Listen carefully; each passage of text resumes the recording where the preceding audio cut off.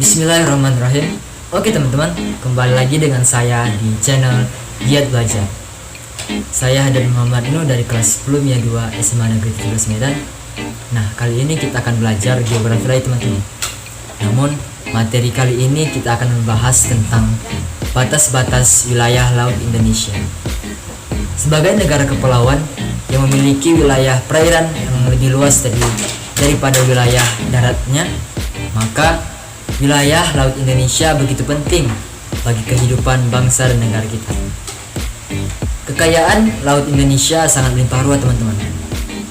Sebagai contoh seperti ikan-ikan, karang, rumput laut, dan lain sebagainya. Sesuai dengan hukum laut internasional yang disetujui oleh PBB, berikut ini adalah pembagian wilayah laut menurut Konvensi Hukum Laut PBB. Seperti gambar di atas, wilayah laut Indonesia dapat dibagi menjadi 3 macam. Yang pertama, zona laut teritorial. Batas laut teritorial adalah garis hayal yang jaraknya 12 mil laut dari garis dasar ke arah laut lepas.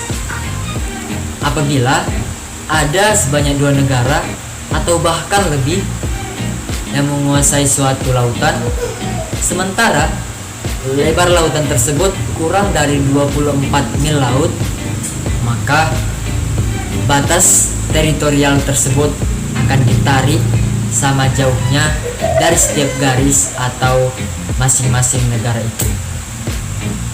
Laut yang terletak di antara garis dasar dan garis teritorial disebut dengan laut teritorial. Sementara itu, garis yang berada di sebelah dalam garis dasar disebut dengan nama lautan internal dan perairan dalam atau laut Nusantara. Nah, kita tadi mendengar ada yang namanya garis dasar. Apa itu garis dasar?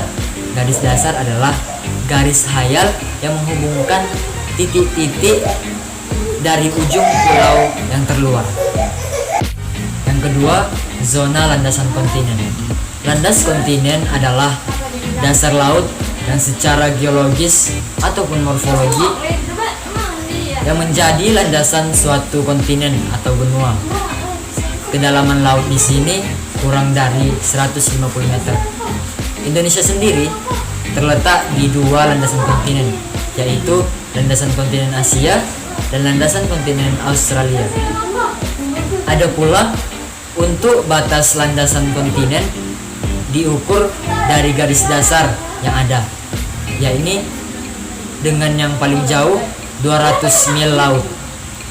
Apabila ada 2 negara atau bahkan laut yang berada di atas landasan kontinen, maka batas negara tersebut akan ditarik sama jauhnya dari garis dasar masing-masing negara. Nah, yang terakhir, zona ekonomi eksklusif. Zona ekonomi eksklusif adalah jalur laut yang lebarnya 200 mil dari 200 mil laut ke arah laut terbuka dengan diukur garis dasar. Di zona ekonomi eksklusif ini, Indonesia memperoleh kesempatan pertama untuk memanfaatkan segala sumber daya laut yang ada.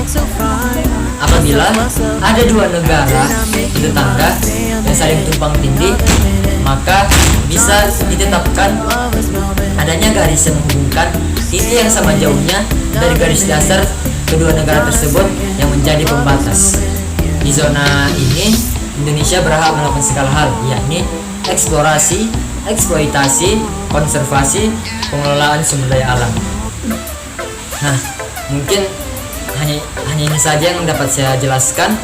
Semoga bermanfaat dan teman-teman sekalian mengerti. Jangan lupa like video ini, share, and subscribe, dan jangan lupa tekan tombol notifikasinya. See you next video. Thank you for watching.